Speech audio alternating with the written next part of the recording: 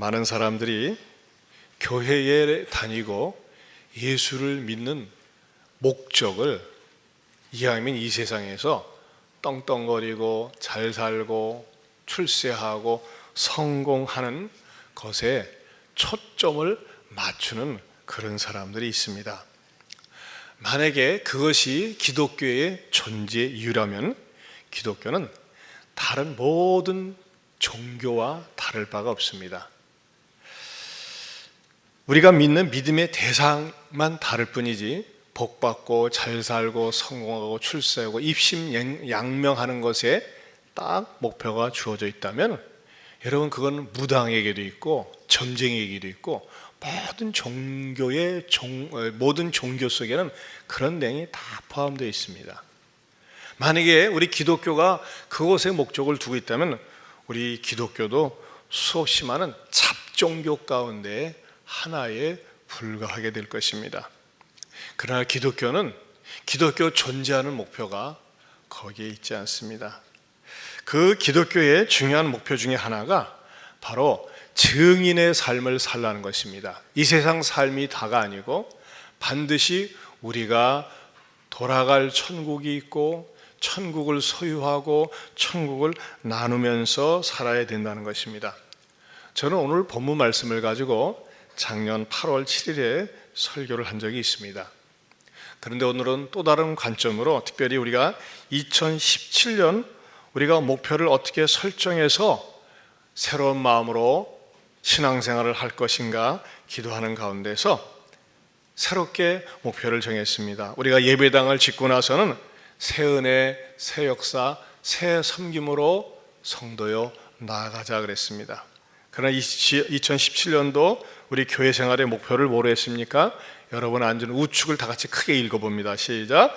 성도여 오직 성령 충만하여 권능인이 되자 그랬습니다. 성도여 오직 성령 충만하여 권능인이 되자. 저는 올 한 해 우리 하나님께서 여러분들에게 이런 표의 축복이 있기를 축원합니다. 자, 오늘 본문 배경을 살펴보기 원합니다. 오늘 성경에 이 말씀이 나오면서 성경 속의 상황은 어떠했을까요? 그것은 첫 번째로 시대적인 형편이 아주 안 좋았었다고 하는 것입니다. 예수님 당시에 제자들은 너무나 고통을 많이 당했었습니다. 예수님의 제자들도 다른 사람들과 같이 마음속에 분노와 억눌림과 불안과 초조가 가득 차 있었습니다. 왜 그러느냐? 예수님의 제자들도 이스라엘 백성들의 한 일원이기 때문에 그렇습니다. 그 예수님의 제자들이 이스라엘 백성들이 답답하고 분노로 가득 차 있고 억울함으로 가득 차 있는 그 내용이 한 문장으로 축약되어져 있는데 어디에 나와 있느냐? 6절에 나와 있습니다. 6절을 다시 한번 보실까요? 그들이 모였을 때에 예수께 여쭈어 이르되 주께서 이스라엘 나라를 회복하심이 이때니까 하니 거기에 나와 있습니다. 이스라엘 나라를 회복하심이 이때니까. 무슨 말입니까? 이스라엘은 로마의 압제 아래에 있었습니다. 주권을 상실한 채 있었습니다. 여러분, 나라를 잃어버린 서름 우리 민족도 가지고 있지만 이것은 얼마나 비참하고 처참한지 모릅니다. 이 한 문장 속에, 이 질문 속에 제자들의 아픔과 서러움과 답답함이 배어 있다는 것입니다. 왜 이런 질문을 우리 주님께 했을까요? 우리 주님은 제자들이 그동안 지켜보니까 이스라엘 나라를 세상적으로 회복할 수 있는 능력이 있었기 때문입니다. 그럼 우리 예수님은 엉뚱한 대답을 하십니다. 시원한 대답을 주시지 않습니다. 뭐라고 합니까? 7절을 읽어보겠습니다. 시작. 이르시되 때와 시기는 아버지께서 자기의 권한에 두셨으니 너희가 알 바 아니요. 그래, 너희들이 이스라엘 나라가 회복되기를 원하지만은 그것은 너희가 알 바가 아니야. 때가 되면은 될 거야. 그것을 가르쳐 주십니다. 여러분, 우리나라는 어떻습니까? 우리나라도 이 국제적인 정세가 2017년도가 만만치가 않습니다. 우리나라의 가장 큰 무역 상대국인 중국만 해도요, 그 시진핑이 얼마나 은근슬쩍 무서운 인간인지 모릅니다. 자기네들은 자기네들이 갖추고 있는 전투, 전쟁 모든 장비를 통해서 남한 전역을 다 꿰뚫어 볼 수가 있습니다. 그런 시설이 있어요. 근데 우리는 사드 배치하는 것 때문에 말이죠, 얼마나 우리를 위협하는지 모릅니다. 세상에 치사하게 전세 비행기를 취소해 가지고서 이렇게 압력을 놓고 있습니다. 무역의 압력을 놓고 있습니다. 또 우리 앞에 있는 일본의 아베는 어떻습니까? 하와이에 가가지고 자기네들이 먼저 미국의 본토를 공격했습니다.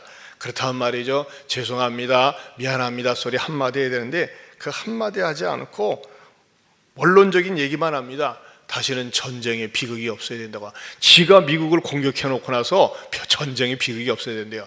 이 정도로 아주 아베 같은 경우도요, 정말 얼마나 뻔뻔스럽고 자신만만한지 모릅니다. 아마 이게 힘의 논리가 아닌가 생각이 돼요. 러시아는 어떻습니까? 러시아의 푸틴은 말이죠, 미국에서 핵을 얘기하니까 우리를 이길 만한 나라가 없다가 핵으로 나오면 우리도 더 큰 핵을 만들 수 있다면서 말이죠, 큰 소리 빵빵 치고 있습니다. 트럼프는 여러분이 알고 있는 것처럼 그야말로 럭비공처럼 어디서 튈지 모릅니다. 김정은이는 말이죠, 10조 달러를 준다고 할지라도 10조 달러, 10조가 아닙니다. 10조 달러를 준다고 할지라도 핵 개발은 포기하지 않겠다고 이렇게 으름장을 놓고 있다고 하는 것입니다.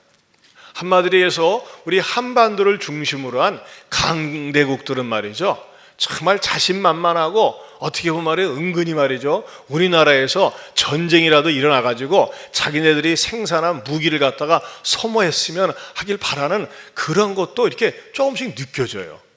자, 우리나라는 이렇게 이 정세적으로 굉장히 안정되질 않습니다. 이럴 때 정치 지도자들이 정신을 차리고 바짝 깨어서 정말 이 나라를 힘있고 강한 그러한 나라로 이끌어 가야 되는데 우리의 정치 현실은 어떻습니까? 우리가 보는 것처럼 답답하고 안타까운 현실입니다. 그래서 우리도 이런 기도를 하나님께 드리고 싶습니다. 하나님, 우리나라가 정치가 회복될 수 있는 때가 어느 때입니까? 이때가 아니겠습니까? 경제는 어렵습니다. 경제도 말이죠, 어렵다는 말을 지금 한 지가 참 오래되었어요. 그래서 우리는 주님께 이렇게 묻고 싶어요. 경제를 회복시킬 때가 이때가 아닙니까? 자, 우리 개인적으로 쳐다봅시다. 우리 가정을 회복시킬 때가 이때가 아닙니까? 우리 가정의 어려움을 회복시킬 때가 어느 때입니까? 라고 주님께 여쭙고 싶고, 주님께서 우리 나라를, 우리 경제를, 우리의 가정을, 내 삶을 회복시켜 주시길 원하는 간절한 마음이 우리 모두에게 있다고 하는 것입니다. 그런데 우리 주님은 우리들이 하나님 앞에 묻는 그런 질문에 즉답해 주시지는 않는 것 같습니다. 오히려 우리 주님은 말이죠, 우리들에게 우리의 삶과는 영 다른 말씀을 하십니다. 그 1장 8절에서 말씀하고 있죠. 같이 읽어보겠습니다. 시작. 오직 성령이 너희에게 임하시면 너희가 권능을 받고 예루살렘과 온 유대와 사마리아와 땅끝까지 이르러 내 증인이 되리라 하시니라. 자, 이 말씀은 우리가 제자훈련하면서 많이 암송했던 말씀이고 1월 달에 성구 암송이기도 합니다. 오늘 이 본문 속에서 중요한 세 단어가 있습니다. 성령과 권능과 증인이라고 하는 것입니다. 이 말씀은 단순히 전도만 하기 위해서 사용되어지는 말씀이 아닙니다. 증인이 된다고 하는 것은 광의적인 의미와 협의적인 의미가 담겨져 있습니다. 아무나 증인이 되는 것이 아닙니다. 이 증인이 되기 위해서는 권능을 받아야 된다는 권능, 파워를 받아야 된다는 것입니다. 이 권능 속에는 아주 신비한 매력이 담겨져 있습니다. 이 권능인이 되는 것, 성령 받아 권능인이 되고 증인이 되는 것은 우리들의 인격과 사역 속에 포함되어 있습니다. 특별히 저는 오늘 여러분들에게 이 권능에 대한 말씀을 드리고 싶습니다.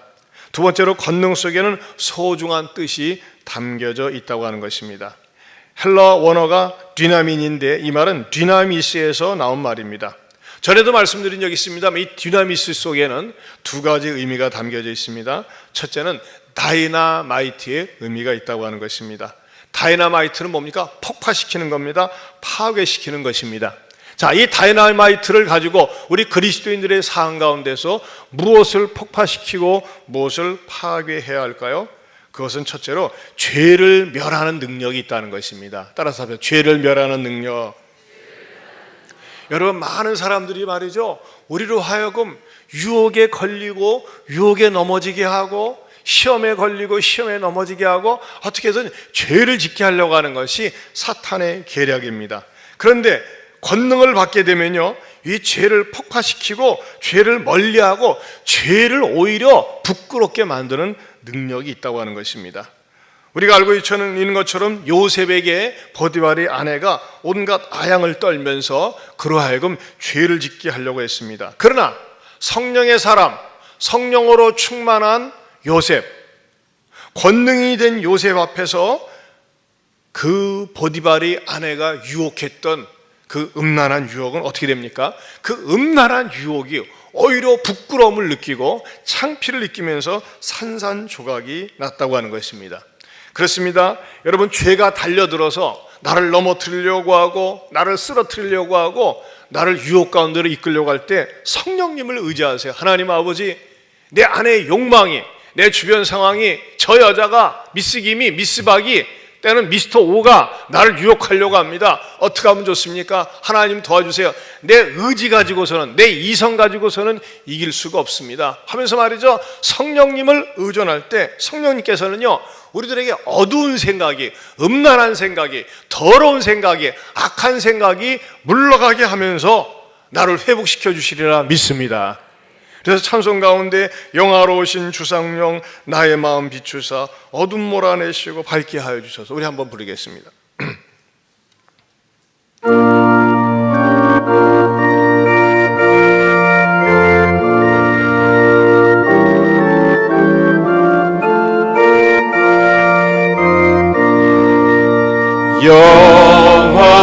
영화로우신 주성령 나의 마음 비추사 어둠 몰아내시고 밝게 하여 다시 한번 영화로우신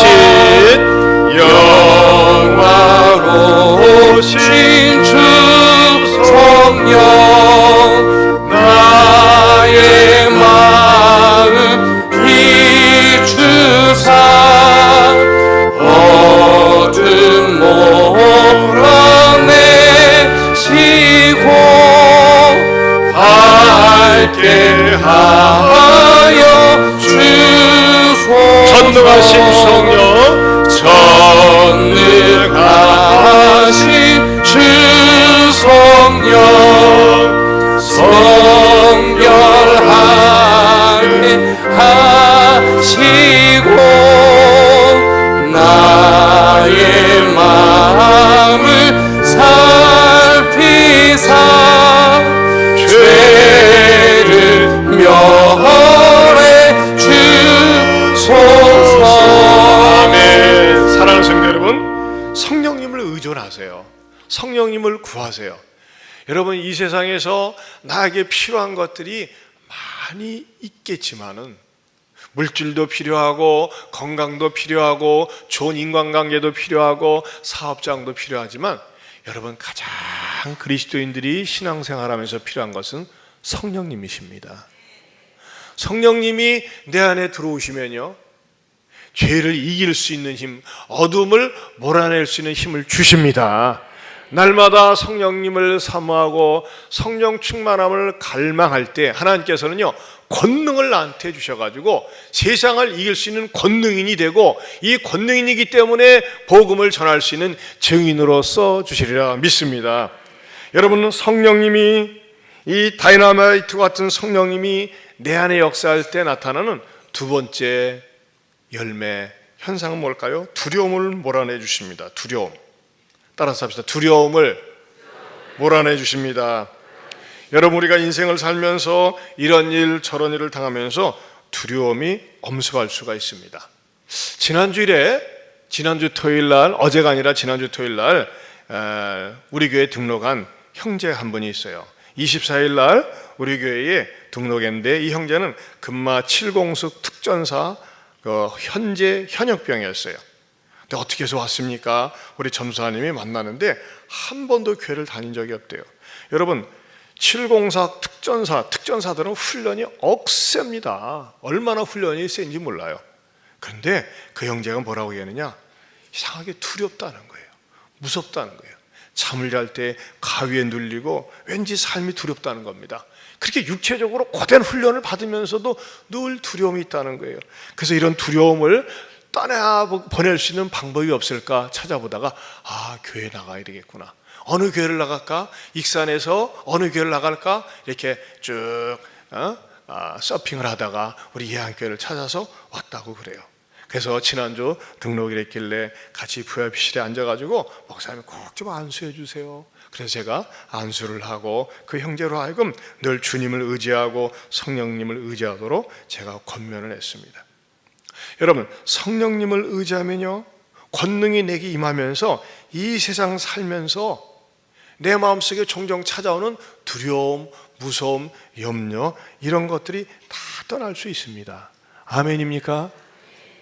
또한 말이죠, 현실적으로 우리 피부에 쉽게 와닿는 물질적인 두려움이 올 수가 있습니다. 사업이 안 되고, 야 이러다가 망하는 것 아니야? 이러다가 부도가 나는 거 아니야? 이러다가 나도 감옥에 가는 것 아니야? 이런 두려움들이 우리 가운데 올 수가 있습니다. 여러분, 저도 처음에 개척할 때요, 땅 한 평이 없이 이 IMF 지난 IMF 때인데 이거 정말 교회 하다가 예식장에서 남중동 제1예식장에서 예배를 시작했는데 예식장, 이거 장례식장 되는 거 아니야? 그런 생각도 들어갔어요.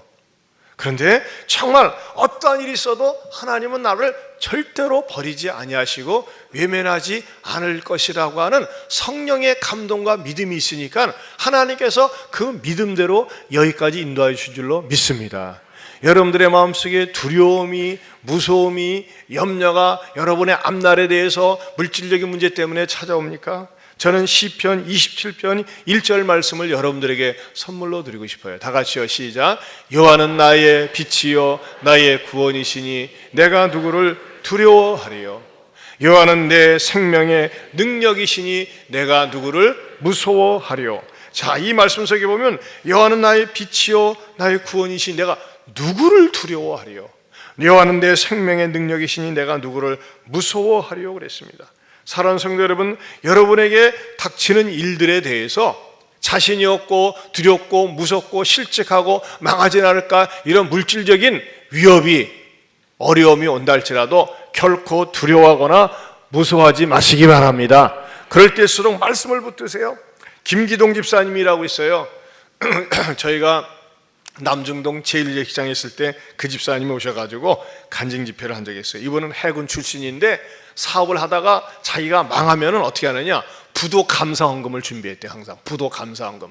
사업하다가 망하면은 나는 최선을 다했는데 사업하다 망하는 거 그거 뭐 어떻게 하나님 뜻이겠지?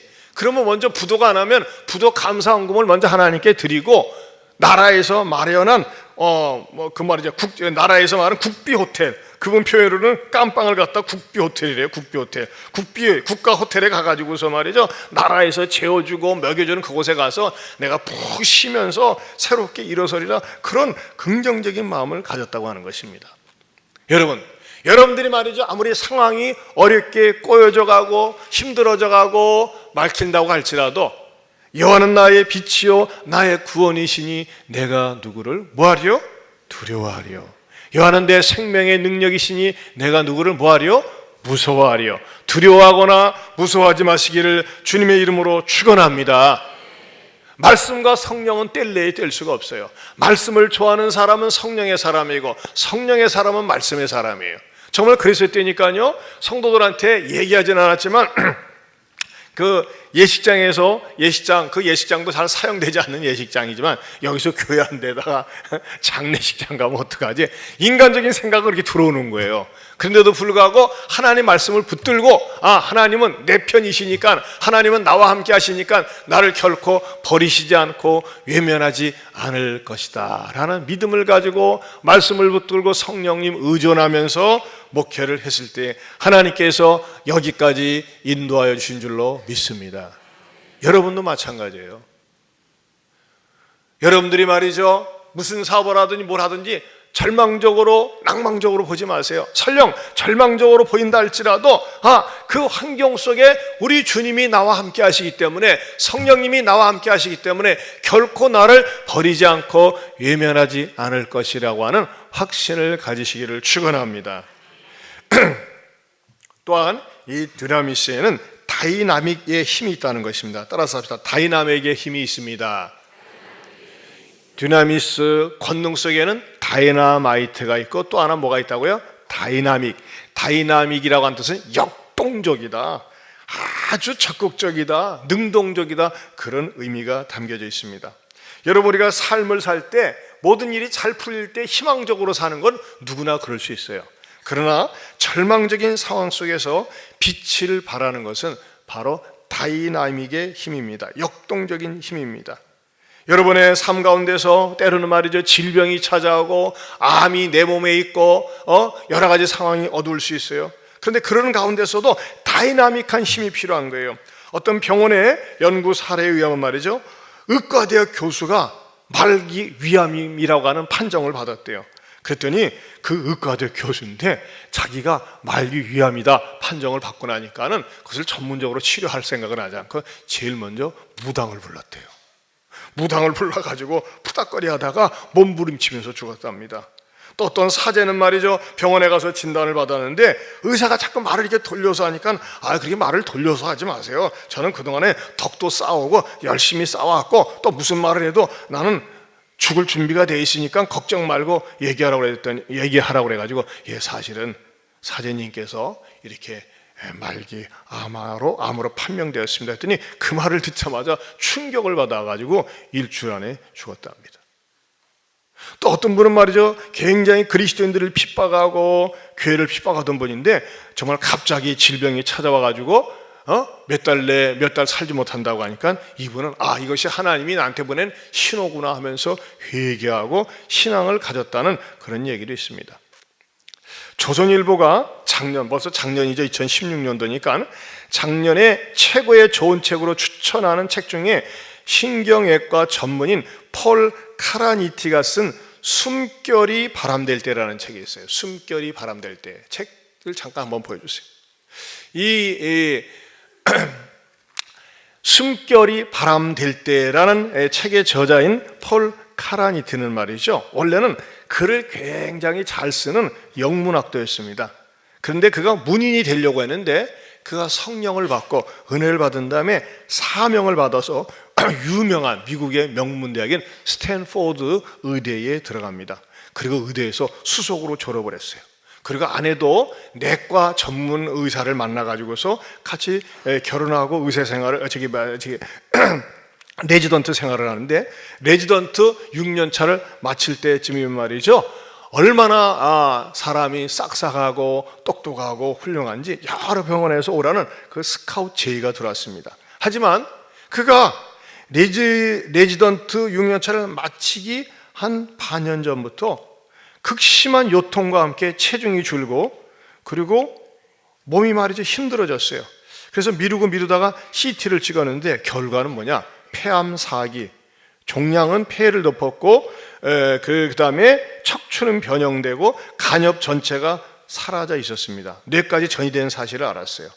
그런데 자기가 완전히 사망 선고를 받은 것이나 다름이 없는데 그것을 알고부터 이 폴은 글을 쓰기 시작했습니다. 그리고 그가 남은 그 기간 동안 암투병 생활을 하면서 결코 낙심하지 않고 이제 나는 얼마 있으면 죽을 거야 라는 사실을 알면서 자기 아내와 합의하에 동의하에 아이까지 낳습니다.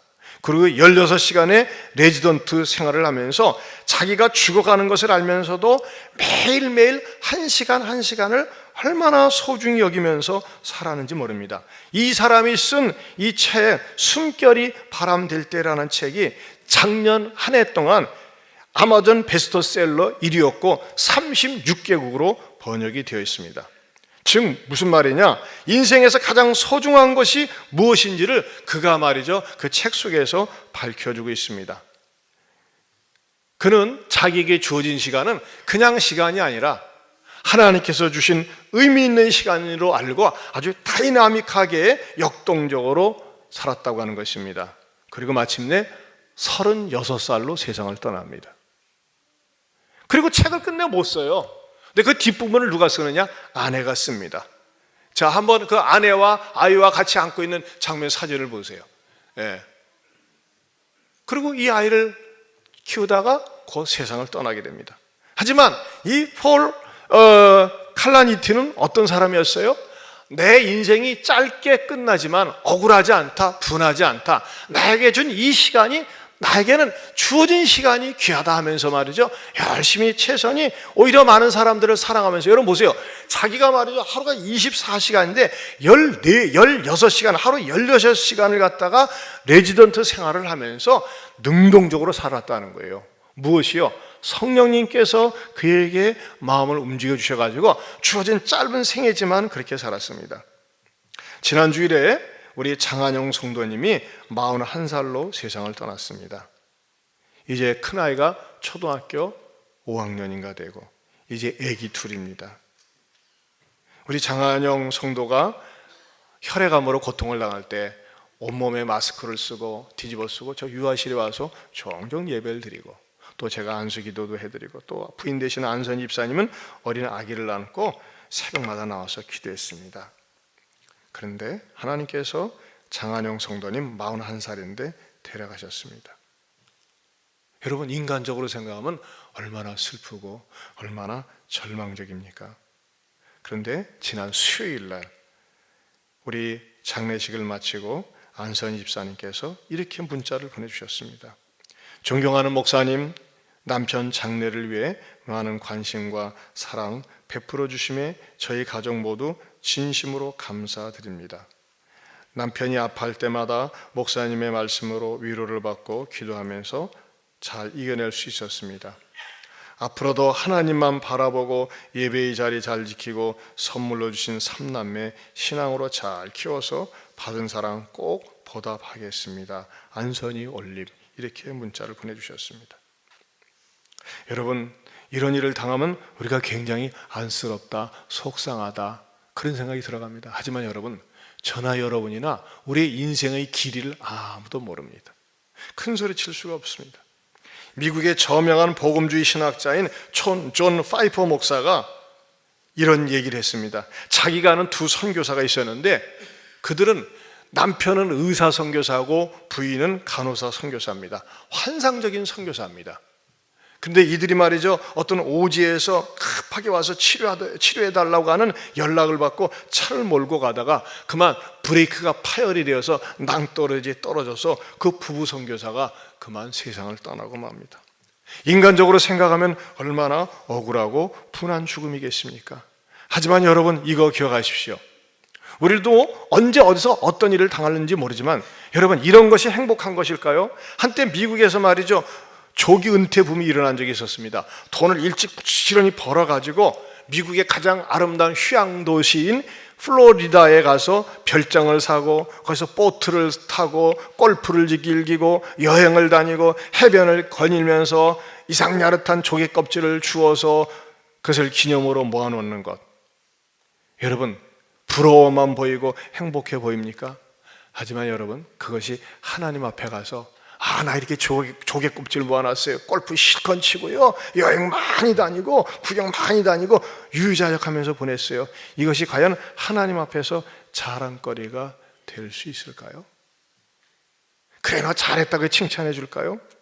이것은 결코 칭찬받을 것이 아닙니다. 오히려 비극입니다. 우리 하나님께서는요, 이스라엘 나라가 시대 상황으로 어려운 가운데서도 뭘 얘기하고 있어요? 오직 성령이 너에게 임하시면 너희가 권능을 받고 예루살렘과 온 유대와 사마리아와 땅끝까지 이르러 내 증인이 되라고 하십니다. 즉 하나님 나라를 전하면서 살라고 하는 것입니다. 여러분, 하나님께서 여러분에게 왜 생명을 주시고 건강을 주시고 직장을 주셨습니까? 이 세상 삶이 다가 아니에요. 반드시 천국이 있습니다. 좀 더 가치 있는 삶, 보람된 삶을 살고요, 하나님 앞에서 영광과 상급을 받도록 하기 위해서 우리들에게 사명을 주신 거예요. 근데 세상 많은 사람들은 그냥 세상에서 돈 많이 벌고 잘 살고 노후에 여유 있게 살고 걱정 근심 없이 사는 것에 거기에 목표를 두고 있어요. 여러분, 그것이 우리 인생의 목표요, 목적이요, 삶의 전부가 되어서는 안 됩니다. 그것은 우리 삶의 부분입니다. 하지만 우리가에게 주어진 이 삶을 갖다가 어떻게 살아야 될까요?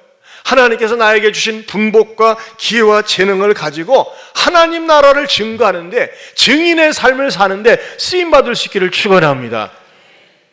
특별히 사랑하는 성도 여러분, 여러분들이 단순히 일주일에 한 번만 예배드리고 가시는 분들 계시죠? 여러분, 그 삶 나쁜 것은 아닙니다. 예배 안 드리는 것보단 좋습니다. 하지만 적어도 교회 다닌 지 세례받고 재직을 맡았고 신앙생활을 한 지 꽤 된 분들은 교회 앞에서 좀 충성을 하세요. 봉사를 하세요. 그리고 여러분의 가정이나 직장 속에서 말이죠, 증인의 삶을 살 때 이 세상 삶이 다가 아닙니다. 반드시 하나님의 심판이 있습니다. 예수 믿고 구원받아야 됩니다. 이 복음을 전하는 삶을 사는 것이 가장 가치 있는 삶이요, 하나님께서 소중히 여기는 삶인 줄로 믿습니다. 사랑하는 성도 여러분, 우리가 성령 충만하여 권능인의 삶을 살 수 있기를 축원합니다. 권능인의 삶은 어떤 것입니까? 다이너마이트와 같은 거예요. 성령이 충만하면요, 죄가 나에게 찾아올라다가도 내 앞에서 폭파되고 사라지는 거예요. 죄에 끌려다니지 않습니다. 성령의 삶은 어떤 삶입니까? 다이너마이트뿐만 아니라 다이나믹합니다. 능동적으로 살아요. 다른 사람들은 다 절망적으로 얘기하고 의욕을 잃어버렸지만 그런 가운데서도 희망과 용기를 주며 삽니다. 그런 삶이 저와 여러분의 삶이 될 수 있기를 축원합니다.